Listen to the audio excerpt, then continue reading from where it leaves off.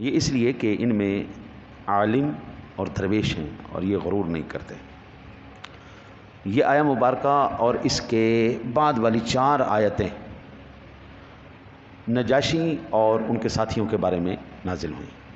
مختصراً میں عرض کروں تو مکے کے اندر جس وقت ظلم و ستم بڑے کفار کے، تو آپ سرکار دو عالم صلی اللہ علیہ وسلم کی ذات گرامی نے حکم فرمایا کہ یہاں سے ہجرت کر جاؤ حبشہ کی طرف۔ وہاں کا آپ کو بتایا گیا تھا کہ بادشاہ بڑا رحم دل ہے، اور جس وقت مسلمان گئے وہاں پر، اور جن میں حضرت عثمان ابن عفان رضی اللہ تعالیٰ عنہ بھی اور ان کی زوجہ بھی، سرکار دو عالم صلی اللہ علیہ وسلم کی صاحبزادی، یہ تشریف لے گئے جب وہاں پر، تو کافر کبھی بھی مسلمان کو کسی بھی حالت میں چین میں نہیں دیکھ سکتا، اور بالخصوص یہودی تو چین میں دیکھ ہی نہیں سکتا نا جی، مشرک ہو یہودی ہو مسلمان۔ آپ یہاں سے اندازہ کیجئے کہ انہوں نے حضور سرور دو عالم صلی اللہ علیہ وسلم کو بار بار شہید کرنے کی کوشش کی، بار بار آپ کو دیکھیں گوشت میں زہر ڈال کے دے دینا، ویسے حملے کروانا، ہاں جی، مشکلات کا پیدا کرنا۔ یہ اب حضور سرور دو عالم صلی اللہ علیہ وسلم کے ساتھ کنہوں نے کیا تھا؟ مشرکوں نے اور یہودیوں نے کیا تھا۔ حضور سرور دو عالم صلی اللہ علیہ وسلم پر جادو کروایا گیا تو یہ کنہوں نے کیا تھا؟ یہودیوں نے کروایا تھا۔ یہ جتنے بھی اس طرح کی خرافات تھیں وہ ساری ان کے ذہن کی پیداوار تھی۔ جب وہاں پر گئے تو یہ پہنچ گئے، انہوں نے کہا کہ جناب آپ کے ملک میں یہ بد امنی پیدا کرنے کے لیے آئے ہیں، ان کا مقصد امن و امان نہیں۔ بادشاہ نے کہا کہ میں صرف ایک فریق کا موقف سننے کے بعد فیصلہ نہیں کروں گا، وہ دوسرے فریق کو بھی بلاؤ جن کے اوپر یہ الزام لگاتے ہیں، بلاؤ بھائی۔ انہوں نے کہا کہ آپ ٹھیک ہے بلائیں۔ جب بلایا گیا تو حضرت جعفر طیار رضی اللہ تعالیٰ عنہ آپ نے گفتگو فرماتے ہوئے ارشاد فرمایا، بھائی ہمارے مذہب اور ہمارے پیغمبر کا پیغام جو ہے وہ امن ہے، محبت ہے، فساد نہیں، لڑائی جھگڑا نہیں، جنگ و جدال نہیں۔ ہمارے پیغمبر ہمیں تعلیم جو دیتے ہیں وہ ان کے بتوں کے اور ان کے مشرکانہ اعمال کے خلاف ہے، انسانیت کے خلاف نہیں۔ ان کا ٹھیک ہے، اپنا آپ بتائیں کہ پیغام کیا ہے جو پیغمبر پر وحی اترتی ہے۔ عیسائی تو تھے، جانتے تو تھے کہ وحی اترتی۔ حضرت جعفر طیار نے جس وقت قرآن پاک پڑھا اور وہاں پہ پھر سورہ یاسین شریف کی تلاوت کی، سورہ طٰہٰ شریف کی کچھ آیات مقدسات، سورہ مریم کی کچھ آیات مقدسات تلاوت کی، تو آپ نے فرمایا یہ بالکل وہی نصوص ہیں جو پیارے عیسیٰ علیہ السلام پر نازل ہوئی تھیں، وہی پیغام ہے جو عیسیٰ علیہ السلام کا پیغام ہے، اسی کے مشابہ ہے، کلام خدا ہے۔ اچھا جی، ایک تو یہ ہے اس کے بارے میں کہ یہ دوسری روایت یہ ہے کہ ایک وفد نجاشی نے حضور کی خدمت میں بھیجا، آپ کی خدمت میں حاضر ہو کر وہ حضور کی حالات اور صفات دیکھیں، آپ کا کلام سنیں۔ جس وقت حضور سرور دو عالم صلی اللہ علیہ وسلم کی زبان اقدس سے انہوں نے قرآن سنا، حضور آج بھی کوئی خوبصورت قاری قرآن پڑھے نا تو دل ایک دفعہ جھوم اٹھتا ہے، آج بھی آنکھیں اشکبار ہوتی ہیں۔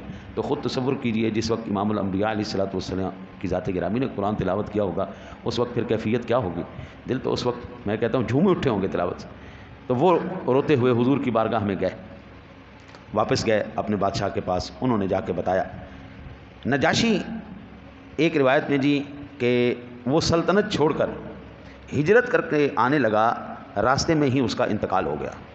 لیکن ایک روایت ہے کہ اس نے اپنے بیٹے کو ایک اور وفد کا سربراہ بنایا، اور سربراہ بنا کے حضور کی بارگاہ میں بھیجا کہ میں بھی اسلام قبول کر رہا ہوں جی، اور حضور کی بارگاہ میں اور بھی پیغامات اور ہدیات بھیجے۔ لیکن شومیہ قسمت کہہ لیں کہ راستے میں ہی ان کا جو جہاز تھا، بحری جہاز، وہ غرق ہو گیا، ان کی کشتی ڈوب گئی اور وہ فوت ہو گیا۔ نجاشی اپنے ہی ملک میں اپنی ہی جگہ پر فوت ہوا سلطنت کرتے ہوئے۔ تو جس دن وہ فوت ہوا اسی دن حضور سرور دو عالم صلی اللہ علیہ وسلم نے اپنے صحابہ کو اس کی خبر دی کہ آج نجاشی فوت ہو گیا ہے۔ آپ سرکار دو عالم صلی اللہ علیہ وسلم کی ذات گرامی نے پھر غائبانہ نماز جنازہ بھی ادا فرمائی۔ بعض تو کہتے ہیں کہ اس وفد میں 7 تو علماء تھے اور 5 زاہد تھے، یا 5 علماء اور 7 زاہد تھے۔ بعض کہتے ہیں یہ کل 50 آدمی تھے، اور کہا گیا کہ 60 سے کچھ اوپر تھے۔ ایک قول یہ ہے کہ یہ 70 تھے، فاللہ اعلم۔ حضرت عطا فرماتے ہیں جن کے اوصاف آیت میں بیان کیے گئے ہیں یہ اہل حبشہ ہیں۔ اب میں یہاں پر ایک اور عرض کرنا چاہتا ہوں کہ قرآن پاک صرف ایک محدود وقت کے لیے نہیں ہے اور منتخب اشخاص کے لیے نہیں ہے. قرآن قیامت تک کے لیے ہے اور آنے والے ہر وہ فرد جس کے اندر یہ صفات پائی جائیں گی وہ اس کا مصداق ہے. ہر ایک آنے والا دور اس کے لیے قرآن رہنما ہے، اس کے لیے روشنی اور ہدایت ہے. ایک تو بات ہوگی. دوسری، اب یہاں پر یہود کو مسلمانوں سے جو سخت دشمنی ہے اس کی وجہ یہ ہے کہ ان میں سرکشی اور انکار کا مادہ زیادہ ہے اور جان بوجھ کر کفر کرتے ہیں اور ضد سے ناحق پر اڑتے ہیں، حق کے مقابلے میں بگڑ بیٹھتے ہیں، حق والوں پر حقارت کی نظر ڈالتے ہیں، ان سے بغض اور بیر رکھتے ہیں، علم سے کورے ہیں. علماء کی تعداد ان میں بہت ہی کم ہے اور علم اور ذی علم لوگوں کی کوئی وقت ان کے دل میں نہیں. یہی تھے جنہوں نے بہت سے انبیاء کو قتل کیا. پیغمبر زماں احمد مجتبیٰ جناب حضرت محمد مصطفیٰ صلی اللہ علیہ وسلم کا ارادہ قتل بھی کیا، ایک دفعہ نہیں بلکہ 12 مرتبہ.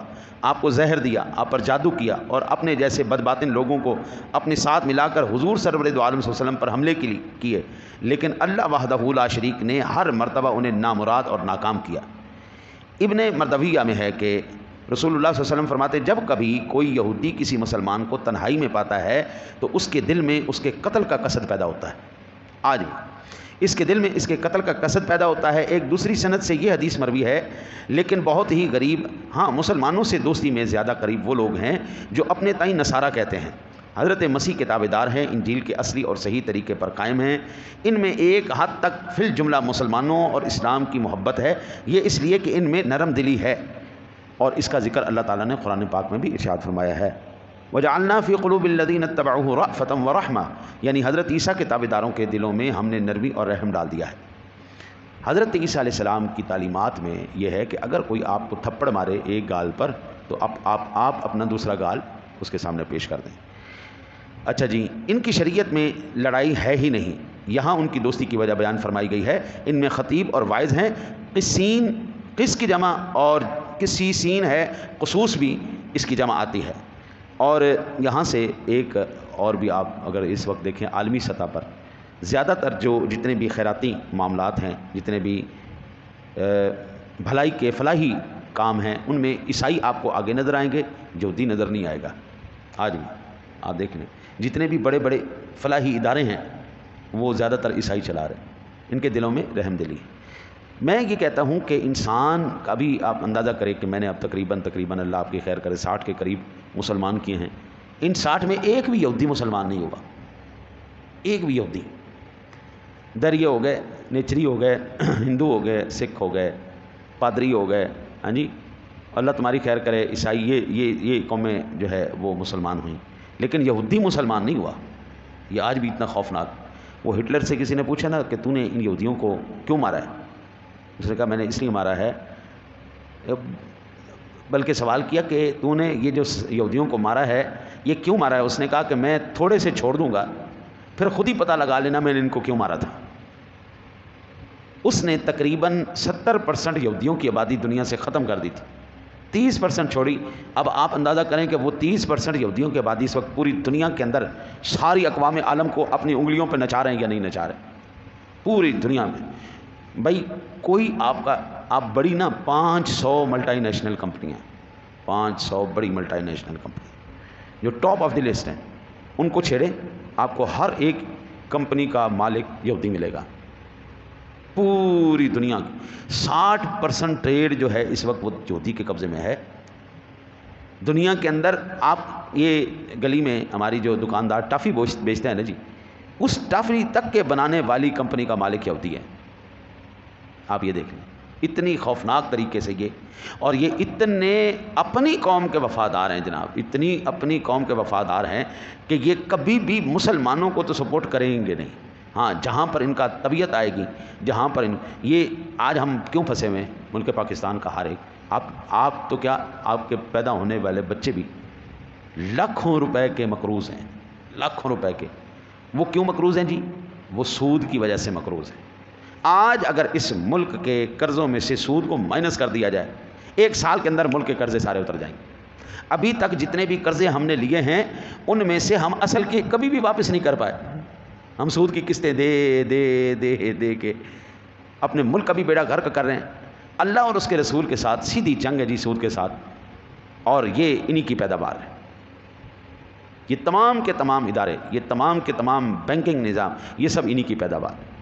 اسلام نے جتنا خوبصورت نظام دیا نا, اسلام نے نہ صرف انسانوں کا, مسلمانوں کا نہیں, بلکہ انسانوں کا, اور انسانوں کا نہیں بلکہ جانوروں تک کے حقوق کا بھی خیال کیا ہے. حضور سرور دو عالم صلی اللہ علیہ وسلم نے یہ سرسبز پودے, پھول پودے, ان کو بھی کاٹنے سے منع کیا. آپ یہ دیکھو یار, گھاس پھوس کا بھی اسلام میں حق ہے, جانوروں کا بھی اسلام میں حق ہے.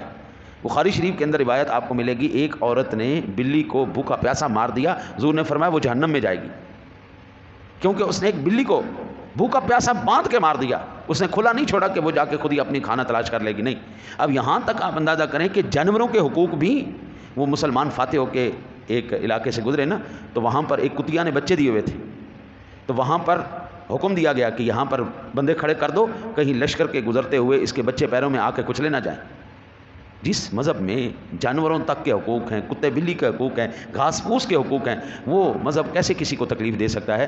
وہ کبھی کسی کو تکلیف نہیں دے سکتا. وہ دنیا میں انشاءاللہ امن قائم ہوگا تو اسی اسلام مذہب کے صدقے ہوگا, اور کوئی دنیا کا اس وقت مذہب نہیں ہے جو پورے عالم کے ہر ایک مکتبہ فکر اور ہر ایک سوچ رکھنے والے کی وہ احترام اور ان کے حقوق کو ادا کر سکے. یہ صرف اسلام کر سکتا ہے. اللہ سے دعا کرتے ہیں اللہ تعالیٰ آپ کو ہمیں عمل کی توفیق عطا فرمائے. اللہم صلی علی سیدنا و مولانا